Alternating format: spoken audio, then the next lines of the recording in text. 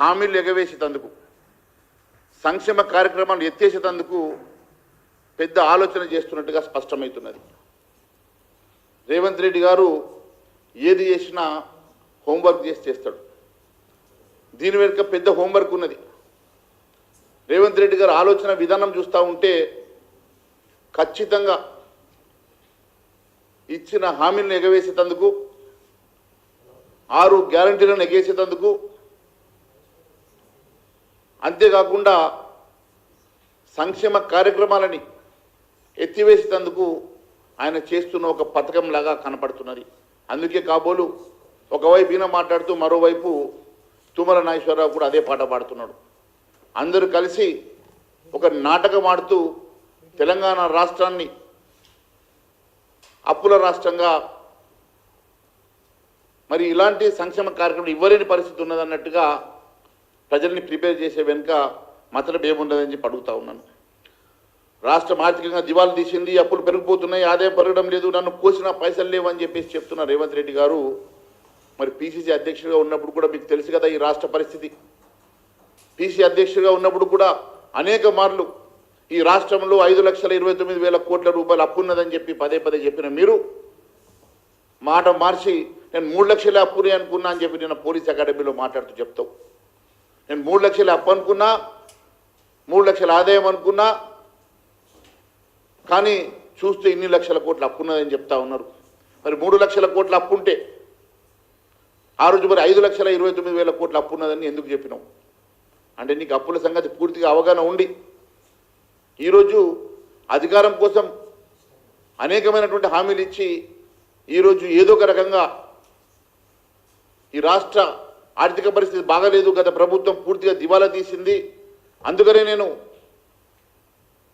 ఈ సంక్షేమ కార్యక్రమం ఇవ్వలేనన్నట్టుగా తప్పించుకునే ప్రయత్నం చేసి ప్రజల్ని ప్రిపేర్ చేస్తున్న పరిస్థితి చూస్తే దీని వెనుక పెద్ద ఆలోచన ఉన్నట్టుగానే కనపడతా ఉన్నది. నువ్వే అంటావు చెడు చెవులో చెప్పాలా, మంచి మాట జనాల్లో చెప్పాలని. మరి ఈరోజు అదే చెడు నీవు చెప్పాలనుకునేది వారిని అక్కడ ఉన్నటువంటి జేసీ నాయకులు పిలిచి మాట్లాడవచ్చు కదా. నీవు ప్రజలకు ఉద్యోగస్తులకు మధ్యలో కాన్ఫ్లిక్ట్ ఏర్పాటు చేసే ప్రయత్నం చేస్తున్నావు. ప్రజల్ని ఉద్యోగస్తుల మీద గుసగొల్పే ప్రయత్నం చేస్తూ ఉన్నావు. ఇది గతంలో ఎన్నడూ చూడలేదు.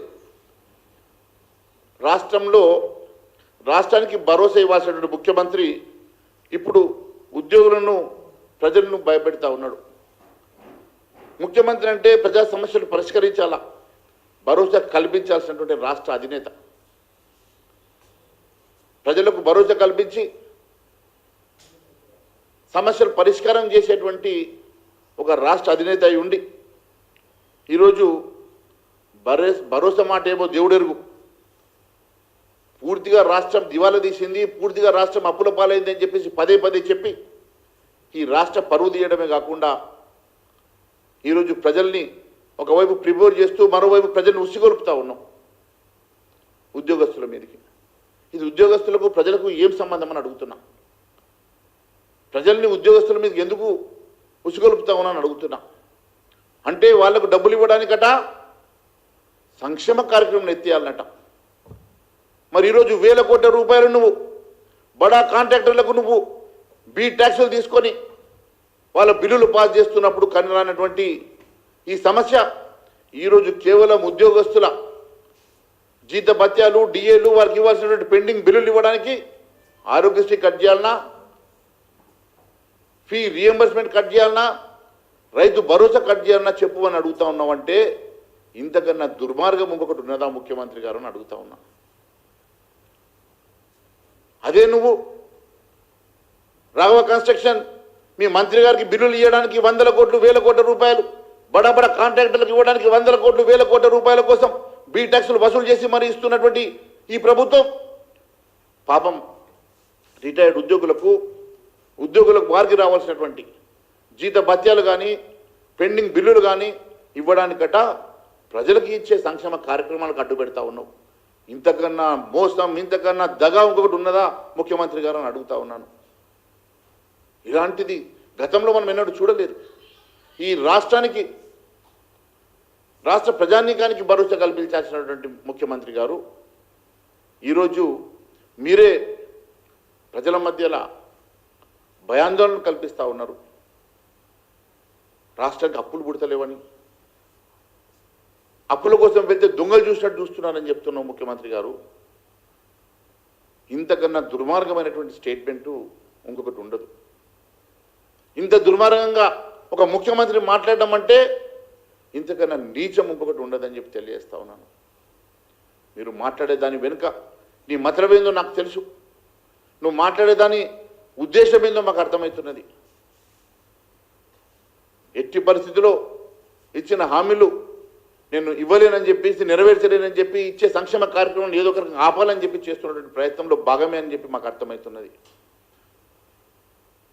నువ్వు ఖరీఫ్లో ఇవ్వాల్సినటువంటి రైతు బంధు కానీ, రబీలో ఇవ్వాల్సినటువంటి రైతు బంధు కానీ ఇవ్వలేనటువంటి పరిస్థితిలో దానికోసం సాక్షాత్ యూనివర్సిటీ భూముల్ని తాకట్టు పెట్టి 10,000 కోట్లు తీసుకొచ్చి ఆ డబ్బులతోటి రైతు భరోసా ఇస్తానని చెప్పినటువంటి రేవంత్ రెడ్డి గారు, మరి ఆ డబ్బుల్ని మళ్ళా బడా కాంట్రాక్టర్లకి బిల్లులు పెట్టుకుంటావు కదా, బడా కాంట్రాక్టర్లకి కమిషన్ల కోసం బిల్లులు ఇప్పించుకుంటావు కదా, ఆ రోజు ఎందుకని రైతు భరోసాని ఆ డబ్బులతో ఇవ్వలేకపోయినావో సమాధానం చెప్పాలని అడుగుతా ఉన్నాం. అప్పు తెచ్చేటప్పుడు సంక్షేమం కోసమని చెప్తున్నాం, కానీ బడా కాంట్రాక్టర్లు బిల్లులు మాత్రం కడుతున్నాం. ఈరోజు ఉద్యోగస్తులకు ఇవ్వాల్సినటువంటి పెండింగ్ బిల్లుల కోసం నీకు ఆరోగ్యశ్రీలు, సంక్షేమ కార్యక్రమాలు ఇవన్నీ గుర్తొస్తూ ఉన్నాయి. అదే బడా కాంట్రాక్టర్ల బిల్లుల విషయంలో మరి ఇవెందుకు అడ్డం వస్తలేవని చెప్పి నేను ప్రశ్నిస్తూ ఉన్నాను. అంతేకాదు అనేక సందర్భాల్లో అనేక వేదికల మీద ఆయన అప్పులు, రాష్ట్ర అప్పుల విషయమే మాట్లాడుతున్నావు కదా. నువ్వు భారత్ జోడో సందర్భంగా, పాదయాత్ర సందర్భంగా ఖమ్మంలో మాట్లాడినటువంటి మాటలు నీవు కానీ, ఉత్తమ్ కుమార్ రెడ్డి గారు కానీ, బట్టి విక్రమార్క గారు కానీ చాలా స్పష్టంగా ఈ రాష్ట్రంలో 5,29,000 కోట్ల రూపాయలు ఆనాటికే ఉన్నాయని చెప్పినటువంటి మీరు ఈరోజు మాకేం అప్పుల సంగతి తెలియదు అన్నట్లు ఈరోజు మీరు మాట దాటేస్తూ పదే పదే ప్రజల్ని మోసం చేస్తున్న మాట వాస్తవం కాదని అడుగుతా ఉన్నాను. ఇదంతా చూస్తూ ఉంటే మీరు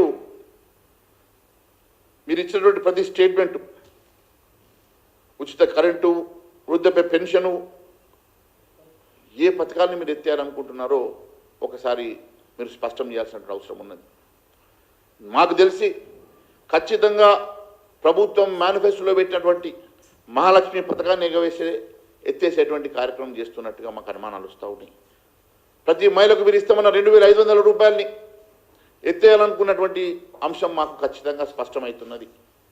మీరు ఇస్తామన్న పెన్షన్ 4,000 రూపాయలు పెంచకుండా మీరు ఆపడానికి చేస్తున్నటువంటి పథకం లెక్క అనిపిస్తున్నది. కొత్తగా ఇవ్వాల్సినటువంటి రేషన్ కార్డుల విషయంలో ఉన్న రేషన్ కార్డులు ఎత్తేయడానికి మీరు చేస్తున్నటువంటి కార్యాచరణ కనపడతా ఉన్నది. అంతేకాదు మీరు రైతు భరోసాని అదే మాదిరిగా ఎకరానికి 12,000 రూపాయలు మీరు ఇస్తామని చెప్పినటువంటి రైతు కూలీలకు కానీ, అదే మాదిరిగా కౌలు రైతులకు మీరు ఇస్తున్నటువంటి పథకాలని మీరు ఎత్తేసే కార్యక్రమం చేస్తున్నట్టుగా చాలా స్పష్టమవుతా ఉన్నది.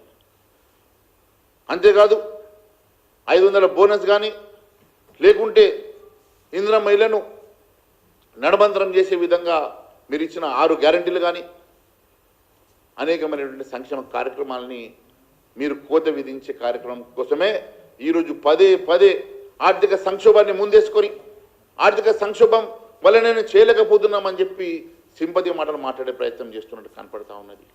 ముఖ్యమంత్రి గారు గుర్తుపెట్టుకోండి, మీరు ముఖ్యమంత్రి కుర్చీలో ఉన్నారు, సింపతి రాదు మీకు చేత కాదని చెప్పి అంటారు. చేత కాకుండా ఈరోజు ఈ రకంగా ఇలాంటి అంశాలను ముందేసుకొని తప్పించుకునే ప్రయత్నం చేస్తే ప్రజలు ఎట్టి పరిస్థితుల్లో క్షమించరని చెప్పేసి నేను మరొక్కసారి తెలియజేస్తా ఉన్నాను. అంతేకాదు అప్పులు కుప్పలు ఉన్నాయని చెప్పి తెలిసి మీరు అలువుకానే హామీలు ఇచ్చినటువంటి రేవంత్ రెడ్డి గారు, మీరు ఇదే బాట అవలంబించేసి ప్రయత్నం చేసి ఏదో ఒక రకంగా ఇవన్నీ తప్పించుకునే ప్రయత్నం చేస్తే ఖచ్చితంగా భారతీయ జనతా పార్టీ తరఫున ప్రజా ఉద్యమం మేము చేస్తామని, ప్రజా ఉద్యమంలో ప్రజలే మీకు బుద్ధి చెప్పే విధంగా ప్రజా ఉద్యమాన్ని మేము లీడ్ చేస్తామని కూడా నేను ఈ ముఖంగా మీకు తెలియజేస్తా ఉన్నాను.